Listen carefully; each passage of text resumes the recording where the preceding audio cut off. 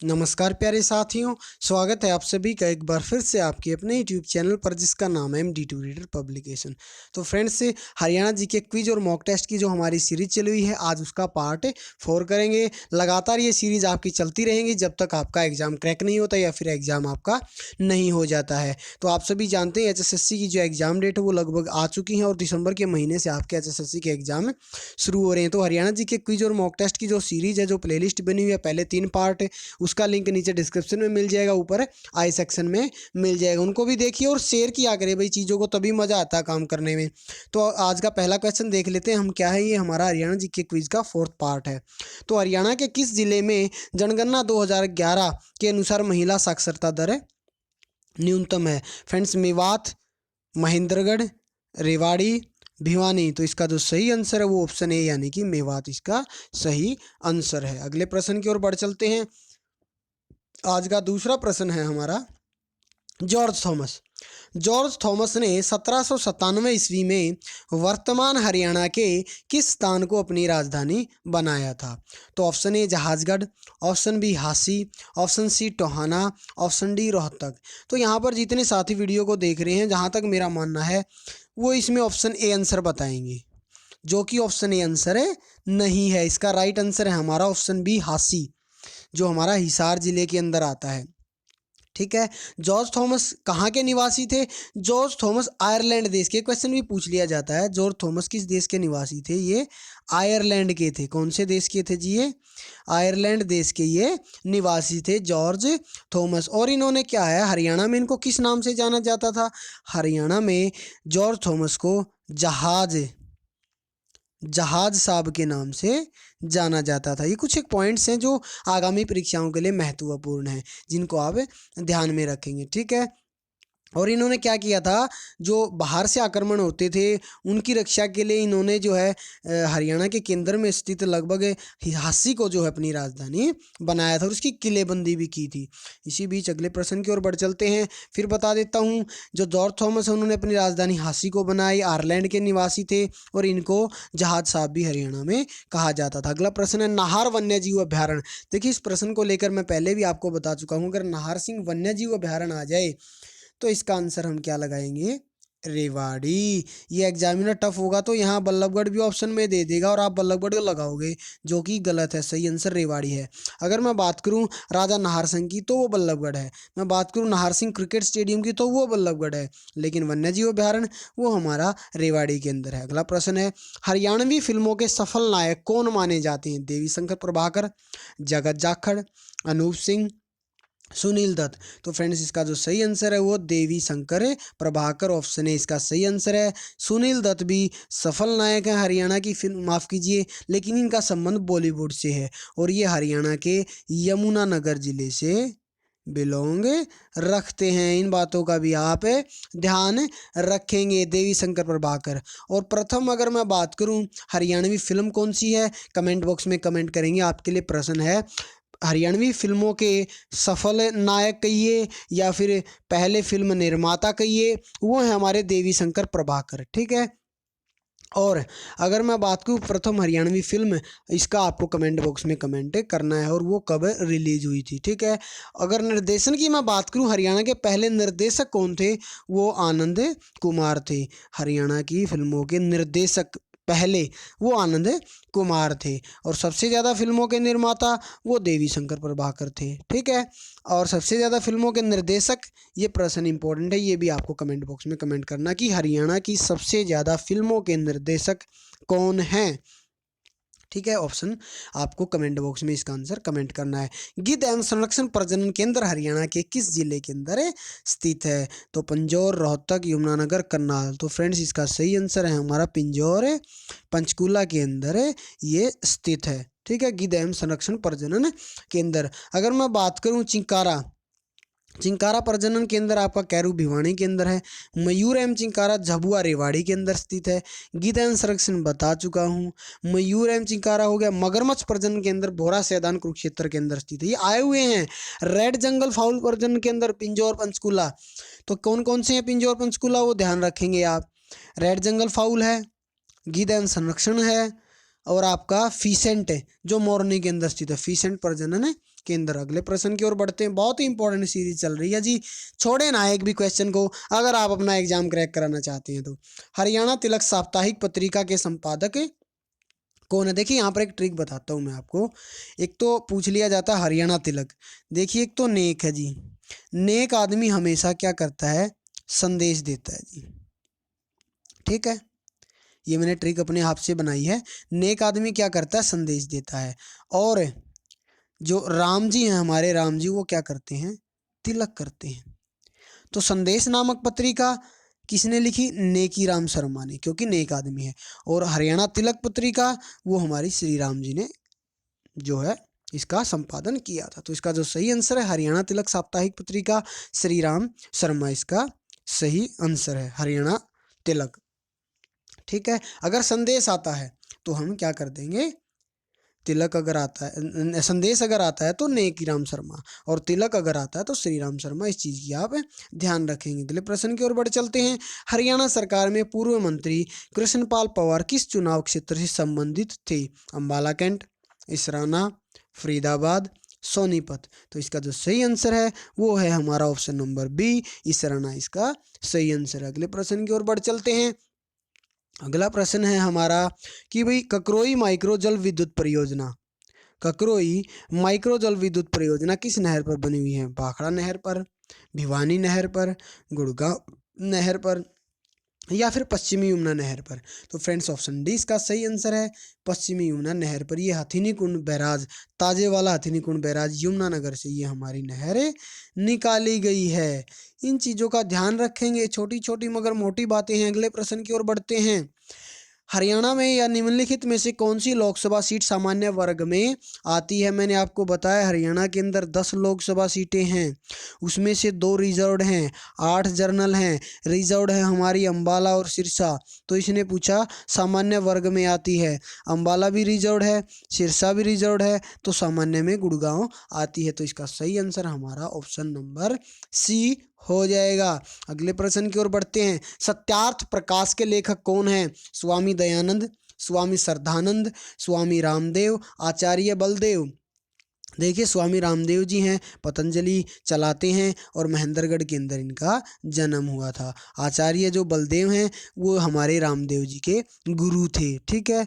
और स्वामी श्रद्धानंद मैं नहीं जानता, तो लेकिन इस सत्यार्थ प्रकाश के जो लेखक हैं वो स्वामी दयानंद, ऑप्शन ए इसका यहाँ पर सही आंसर रहेगा। अगले प्रश्न की ओर बढ़ चलते हैं। श्री दीनानाथ बत्रा का किस क्षेत्र में सर्वाधिक योगदान रहा है? दीनानाथ बत्रा का कृषि, राजनीति, शिक्षा, रोजगार। तो दीनानाथ बत्रा शिक्षा से संबंध रखते थे, इनका शिक्षा में ज़्यादा योगदान रहा। अगला प्रश्न है। रियो ओलंपिक में कांस्य पदक विजेता साक्षी मलिक रोहतक के किस गांव से संबंधित है? मैं पहले भी आपको बता चुका हूँ, ये रोहतक के मोखरा गांव से संबंध रखती हैं। इनका जन्म कब हुआ ये भी मैं आपको बता चुका हूँ। अगले प्रश्न की ओर बढ़ चलते हैं कि भाई लेकिन उससे पहले आपको बता देता हूँ कि जो रियो ओलंपिक कांस्य पदक विजेता साक्षी मलिक जी, उनको बेटी बचाओ बेटी पढ़ाओ अभियान का ब्रांड एम्बेसडर भी घोषित किया गया था, ठीक है।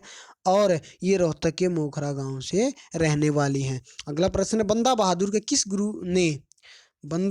ने किस गुरु के कहने पर संन्यास छोड़कर युद्ध किए? तो इसका जो सही आंसर है वो है ऑप्शन नंबर बी, गुरु गोविंद सिंह। किसके कहने पर? गुरु गोविंद सिंह। अगला प्रश्न है जी, बहुत इजी प्रश्न है। हरियाणा में किस धर्म को मानने वाले लोग सबसे ज़्यादा हैं? तो हिंदू धर्म को मानने वाले लोग हरियाणा में सबसे ज़्यादा। दूसरे नंबर पर इस्लाम। अगला प्रश्न है उसकी ओर बढ़ते हैं। माफ़ कीजिए, हरियाणा में जो मैं बात करूँ, पहले नंबर पर हिंदू सबसे ज़्यादा हैं, दूसरे नंबर पर सिख सबसे ज़्यादा हैं। हरियाणा की 87% आबादी हिंदू है, सिख 4.91%, मुस्लिम, हाँ जी बिल्कुल, मुस्लिम 7% हैं। तो मुस्लिम दूसरे नंबर पर आएंगे जी। मुस्लिम की आबादी 7.03 है हरियाणा के अंदर, और हिंदू की 87.46 है, सिख की है 4.91, ठीक है।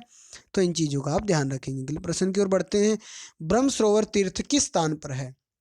Brahma Sarovar, option A Pehowa, option B Kurukshetra, माफ कीजिए option B Kaithal, option C Kurukshetra, option D Jind.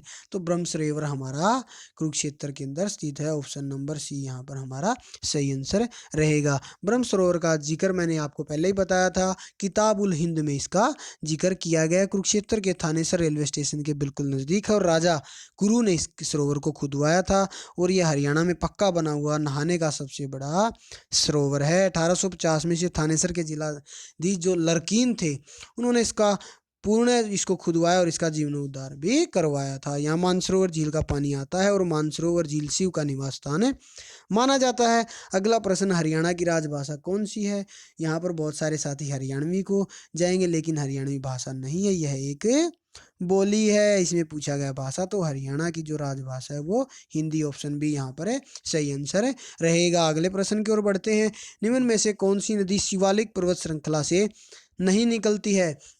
देखिए हमारी जो शिवालिक की पहाड़ियाँ हैं ये पंचकुला और यमुनानगर का जो ऊपर का एरिया है यहाँ पर ये जो पाई जाती, मान लीजिए ये हमारा हरियाणा यमुनानगर पंचकुला इधर पड़ता है, तो यहाँ के क्षेत्र में जो पहाड़ियाँ पाई जाती हैं ये वाले में वो हमारी शिवालिक की पहाड़ियाँ। तो कौन सी निम्न में से कौन सी नदी शिवालिक पहाड़ी से नहीं निकलती है इसमें बताना है।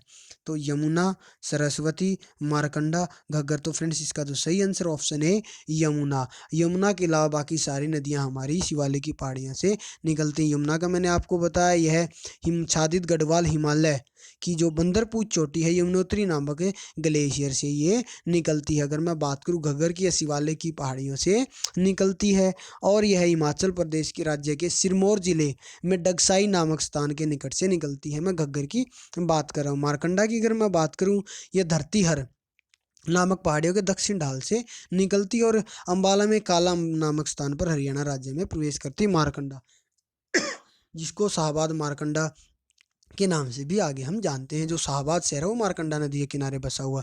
सरस्वती की अगर मैं बात करूं, यमुनानगर तथा हिमाचल प्रदेश राज्य के सिरमौर जिले की सीमा से शिवालिक की पहाड़ियों से ये निकलती है। यमुनानगर जिले में आदि बद्री नामक स्थान पर ये प्रवेश हरियाणा के अंदर करती है। आदि बद्री पवित्र स्थानों में से एक माना जाता है। अगला प्रश्न है, हड़प्पा सभ्यता से संबंधित राखीगढ़ी किस जिले के अंदर स्थित है? ऑप्शन नंबर सी हिसार के अंदर हमारा जो है राखीगढ़ी स्थित है। और यह हमारा जो पुरास्थल है हिसार में नारनौंद खंड में स्थित है। इस चीज़ को भी मैं आपको बता देता हूँ, ठीक है। मोहनजोदड़ो के बाद हड़प्पा सभ्यता का दूसरा सबसे बड़ा यह पुरास्थल है और ऋग वैदिक काल में जो दृष्टद्वती हमारी पवित्र नदी थी उसके दाएं तट पर यह शहर स्थित होता था, ठीक है। यहाँ पर हमें क्या क्या मिला है? यहाँ पर हमें खुदाई में मृद भांड यानी कि मिट्टी के बर्तन भी मिले हैं। अगले प्रश्न की ओर बढ़ते हैं। अगला प्रश्न है हमारा, डॉक्टर राजेंद्र प्रसाद द्वारा हरियाणा के किस विश्वविद्यालय की नींव रखी गई थी? कुरुक्षेत्र विश्वविद्यालय की नींव डॉक्टर राजेंद्र प्रसाद के द्वारा 1956 में रखी गई थी, 1956 ईस्वी में, ठीक है। इस चीज़ का आप ध्यान रखेंगे। डॉक्टर राजेंद्र प्रसाद हमारे देश के पहले राष्ट्रपति थे। अंतर्राष्ट्रीय और अलायंस का मुख्यालय हरियाणा किस नगर में स्थित है? गुड़गांव के अंदर है जी। मिलेनियम सिटी भी आप इसको कहते हैं, गुरुग्राम, ठीक है। और इसकी लागत जो है 1.87 करोड़ रुपए की लागत से राजीव गांधी अक्षय ऊर्जा पार्क का निर्माण भी शुरू किया जा रहा है। अगला प्रश्न है, हरियाणवी फिल्मों के सफल नायक कौन माने जाते हैं? पहले भी प्रश्न आ चुका है, ये मैं एक्स्ट्रा आपको बता रहा हूँ, देवी शंकर प्रभाकर। अगला प्रश्न है हमारा, जनगणना 2011 के अनुसार हरियाणा के किस जिले में महिला साक्षरता दर सर्वाधिक है? पीछे पूछा गया था सबसे कम, वो हमारी किसके अंदर थी? वो हमारी मेवात के अंदर थी। सबसे सर्वाधिक हमारी गुरुग्राम के अंदर रहेगी। किसके अंदर रहेगी?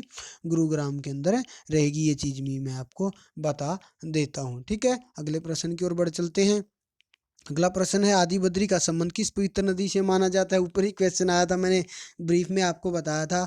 तो ये हमारा सरस्वती नदी से माना जाता है और आदि बद्री स्थान से ही जो है सरस्वती नदी हरियाणा के अंदर प्रवेश करती है। इन चीज़ों का ध्यान रखेंगे जी। बहुत बढ़िया क्वेश्चन चल रहे हैं। प्रधानमंत्री नरेंद्र मोदी ने पानीपत से किस अभियान को प्रारंभ किया था? बेटी बचाओ बेटी पढ़ाओ 2015 जनवरी 2015 के अंदर। शेयर करें भाई, चीज़ों को शेयर करें, मज़ा नहीं आ रहा भाई। Please please share video, please आप सभी एक बार शेयर करें। वीडियो यहीं रहेगी, कहीं नहीं जाएगी, आप बार बार भी देख सकते हैं, ठीक है। तो बेटी बचाओ बेटी पढ़ाओ 22 जनवरी 2015 को माननीय हमारे जो देश के उस समय के तत्कालीन प्रधानमंत्री थे मोदी जी, उन्होंने पानीपत सीज की शुरुआत की थी लोगों में जागरूकता लाने के लिए। खनिज संसाधनों में हरियाणा के किस जिले की प्रमुखता है? तो आप सभी जानते हैं महेंद्रगढ़ यहाँ पर आपका सही आंसर है रहेगा। कैल्साइट हो, ताम्र अश्यक हो, मार्बल हो, मैग्नीज हो, काइनाइट हो, क्वार्ट्ज हो, स्लेट का पत्थर हो, सब हमारा लोहस्य को महेंद्रगढ़ के अंदर मिलता है। लेकिन चीनी मिट्टी या कांच बालू आ जाए तो हमारा गुरुग्राम या गुड़गांव के अंदर। बजरी हमारी फरीदाबाद के अंदर, सोरा हमारा हिसार और करनाल और गुड़गांव के अंदर है मिलता है। तो फ्रेंड्स इसी प्रकार अगले प्रश्न की ओर बढ़ चलते हैं। हमारा अगला अहम जो प्रश्न है, कोहिनूर पत्तर के संपादक की कौन से स्वतंत्रता सेनानी थे? जो कोहिनूर पत्तर था उसके जो संपादक थे वो कौन से स्वतंत्रता सेनानी थे? देखिए मैंने आपको बताया था, नेक आदमी तो संदेश देगा, संदेश नामक पत्रिका नेकी राम ने, श्री राम जी तिलक करेंगे, तिलक नामक श्री राम ने। बच गए दो, ए और बी, बालमुकुंद गुप्त और चंद्रभान गुप्त। तो इसका जो सही आंसर है वो है हमारा बालमुकुंद गुप्त। ऑप्शन ए यहाँ पर है सही आंसर रहेगा। अब ये जो बालमुकुंद गुप्त थे ये हरियाणा के किस जिले के रहने वाले थे? ये झज्जर जिले के गुड़ियानी गांव के रहने वाले थे, वहां पर इनका जन्म हुआ था। एक क्वेश्चन भी पूछा जा सकता है आने वाली परीक्षा में। जब ये पूछा जा चुका है कि भी कोहिनी पत्र के संपादक बालमुकुंद गुप्त, अब पूछा जा सकता है किस जिले के? ये झज्जर जिले के गुड़ियानी गांव से संबंध रखते हैं। इंपॉर्टेंट क्वेश्चन करा रहा हूँ सर, और आज का ये हमारा लास्ट क्वेश्चन भी था। आई होप वीडियो काफ़ी पसंद आ रही होगी। प्लीज़ और प्लीज़ वीडियो को शेयर कर दें और चैनल को सब्सक्राइब कर दें। आप शेयर करेंगे तभी हम आगे भी मोटिवेट होते रहेंगे। आज की इस वीडियो में फिलहाल इतना ही, धन्यवाद।